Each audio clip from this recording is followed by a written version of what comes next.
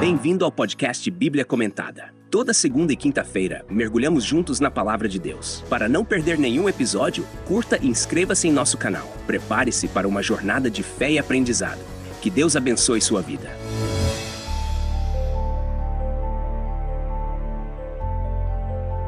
Gênesis capítulo 25 nos apresenta um novo momento de transição na vida de Abraão e sua descendência. Este capítulo traz à tona a morte de Abraão e o início da narrativa focada nos seus filhos e netos, especialmente Isaque e Jacó, que continuarão a linhagem prometida. Vamos mergulhar nesta passagem para entender suas implicações e lições para nossas vidas hoje. O capítulo começa com Abraão casando-se novamente após a morte de Sara. No versículo 1, lemos que Abraão tomou outra mulher, chamada Quetura, e nos versículos seguintes, vemos que ela lhe deu mais filhos: Zinrã, Jocsã, Medã, Midian, Isbaque e Suá. Versículo 2. Esses filhos também geraram descendentes, que acabariam por se tornar nações e povos, especialmente Midian, que terá relevância no futuro da narrativa bíblica. No entanto, o versículo 5 é significativo.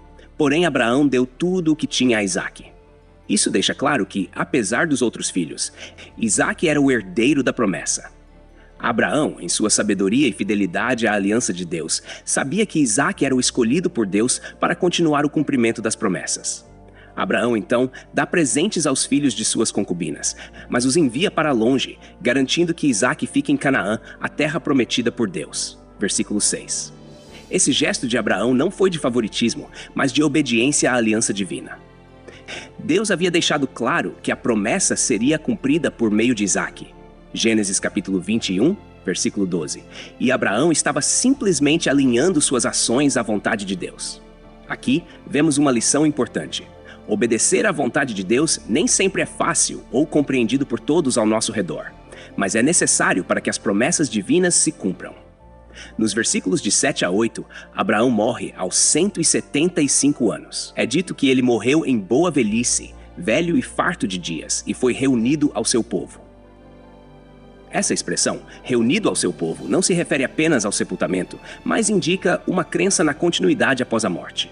Abraão, o pai da fé, parte desta vida com o cumprimento parcial das promessas de Deus, mas com a certeza de que sua descendência continuaria a realizar os propósitos divinos. Os versículos de 9 a 11 mencionam que Isaque e Ismael se unem para enterrar seu pai Abraão na caverna de Macpela, o mesmo lugar onde Sara havia sido enterrada.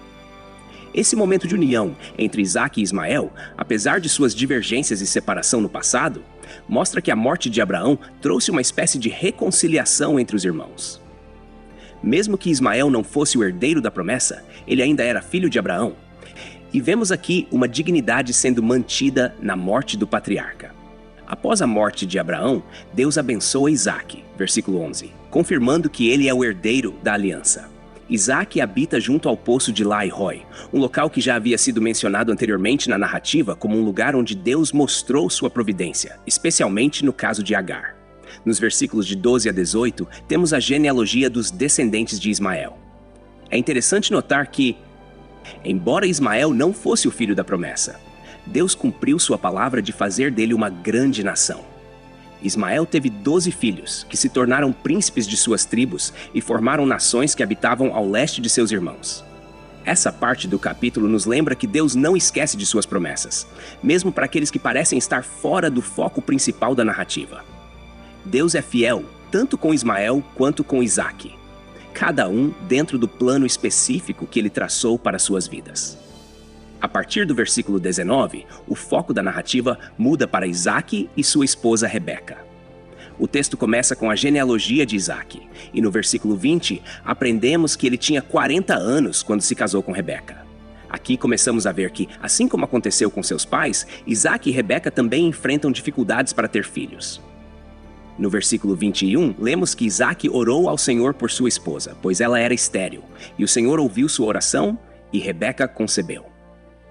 Este momento é importante porque mostra a continuidade da fé e dependência de Isaque em Deus. Ele não buscou outra solução, como seu pai Abraão havia feito ao ter um filho com Agar, mas em vez disso, orou e esperou em Deus. Isso reflete uma confiança profunda na providência divina, uma lição que nós, como crentes, podemos aprender. Confiar que Deus age no seu tempo, ainda que o período de espera seja difícil. No entanto, a gravidez de Rebeca não foi simples. No versículo 22, vemos que os filhos lutavam dentro dela. E Rebeca, angustiada, pergunta ao Senhor o que está acontecendo. Deus responde no versículo 23: 2 nações há no teu ventre, e 2 povos se dividirão das tuas entranhas, e um povo será mais forte do que o outro, e o maior servirá ao menor. Aqui temos uma revelação profética que traçará o rumo da vida de Jacó e Esaú. O conflito entre os dois já começava no ventre, e a profecia de que o mais velho serviria ao mais novo aponta para a soberania de Deus em escolher Jacó para continuar a linhagem da promessa, algo que seria contrário às normas culturais da época, onde o primogênito tinha o direito de herança. Nos versículos 24 a 26, vemos o nascimento dos gêmeos. Esaú nasce primeiro e é descrito como ruivo e peludo.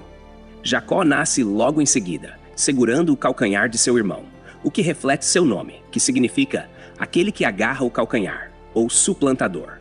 Desde o nascimento, já vemos indícios da tensão que marcaria a vida desses 2 irmãos. Nos versículos de 27 a 28, o texto descreve os 2 irmãos em suas personalidades e preferências. Esaú era um homem do campo, caçador, enquanto Jacó era um homem mais tranquilo, que preferia ficar nas tendas. E aqui vemos a divisão familiar. Isaac preferia Esaú, enquanto Rebeca amava mais Jacó. Essa preferência pelos filhos se tornaria uma fonte de conflitos mais adiante, mas também mostra como as dinâmicas familiares podem influenciar o desenrolar das promessas de Deus. O capítulo termina com uma das histórias mais conhecidas da vida de Jacó e Esaú, a venda do direito de primogenitura, versículos 29 a 34. Esaú, voltando de uma caçada, estava faminto e pede a Jacó um pouco de sua sopa. Jacó, astuto, pede em troca o direito de primogenitura. Esaú, menosprezando a importância espiritual desse direito, aceita a troca, vendendo seu futuro e herança por um prato de lentilhas. O texto finaliza dizendo que Esaú desprezou o seu direito de primogenitura, mostrando seu desinteresse pelas promessas espirituais que Deus havia feito a Abraão e sua descendência. Este episódio ilustra o caráter de ambos os irmãos. Jacó, embora imperfeito, valoriza as promessas de Deus, enquanto Esaú, impulsivo, age por necessidade imediata, sem considerar o valor espiritual das coisas. Essa história nos ensina sobre a importância de não desprezarmos aquilo que Deus nos dá, sejam dons, oportunidades ou promessas. Muitas vezes, podemos ser tentados a trocar algo precioso por satisfações momentâneas. Mas a narrativa de Esaú e Jacó nos adverte a valorizar as coisas de Deus acima de tudo. Gênesis capítulo 25 é um ponto de transição na narrativa bíblica, mas também nos oferece lições profundas sobre fé, herança espiritual e as consequências de nossas escolhas. Abraão morre, mas a promessa de Deus continua viva por meio de Isaac e mais tarde por meio de Jacó. Assim como Abraão, somos chamados a valorizar o que Deus nos deu e a confiar que Ele é fiel em cumprir suas promessas, mesmo em meio às dificuldades e conflitos que surgem ao longo do caminho. Obrigado por acompanhar o podcast Bíblia Comentada. Texto e produção Douglas Vieira. Trilha sonora 50 Sounds. Faixa The Awakening. Música por 50sounds.com. Voz ChatGPT 4.0. Bibliografia. Comentários expositivos Hernandes Dias Lopes, editora Agnos. Comentário bíblico Matthew Henry, editora CPAD. Agni Champlin, editora Agnos. Charles Spurgeon, Os Tesouros de Davi, editora CPAD. Toda segunda e quinta-feira, estamos aqui para aprofundar o conhecimento da Palavra de Deus. Tem alguma dúvida sobre o capítulo de hoje? Envie pra gente e responderemos assim que possível. Não se esqueça de curtir e se inscrever no nosso canal para acompanhar todos os episódios. Que Deus abençoe sua vida.